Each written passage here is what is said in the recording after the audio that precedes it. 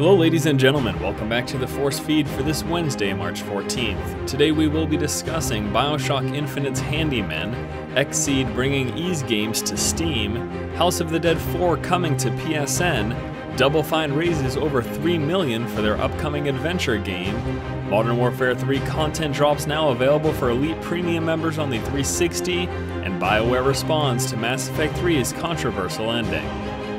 Today we were introduced to one of BioShock Infinite's heavy hitters, the Handyman. Irrational Games released a video today introducing the Handyman, giant half-machine, half-human enemies.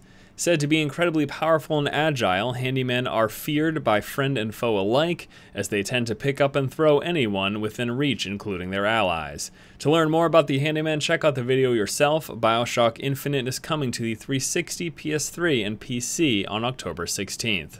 Steam will be getting a few remakes of classic Ease titles this year. Xseed will begin publishing Ease remakes for the PC this year, starting with Ease: The Oath of Felghana.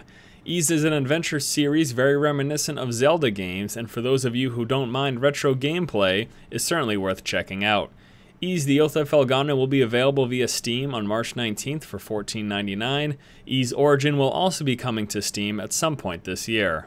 PS3 owners prepare for another zombie invasion as House of the Dead 4 is on its way to PSN. House of the Dead 4 for PS3 is the console version of the classic arcade game. It will be utilizing the PlayStation Move peripheral and includes a 2-player co-op. The game is set to hit PSN on April 17th for $9.99. I don't know if a game like this is quite as exciting without throwing tokens into it every 2 minutes. Honestly, that was probably the most exciting part of the game. As scary as these guys are. Double Fine has received more than $3 million in donations for their upcoming adventure game. The total amount comes to $3,336,371 raised through their Kickstarter program. That's quite an impressive number considering there is very little known about the title. Literally, nothing is known other than the fact that it's an action game being made by Double Fine. I guess that's all 87,000 people needed to know to back it. Call of Duty Elite Premium members on the 360 now have access to the most recent Modern Warfare 3 Content Drops.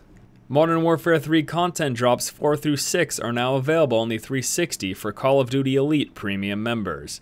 These include the multiplayer map Black Box and 2 new Spec Ops maps, Black Ice and Negotiator. Elite Premium members on other platforms will have access to this content at a later date. BioWare continues to defend their decisions for Mass Effect 3. First it was the DLC, now it's the game's terrible ending.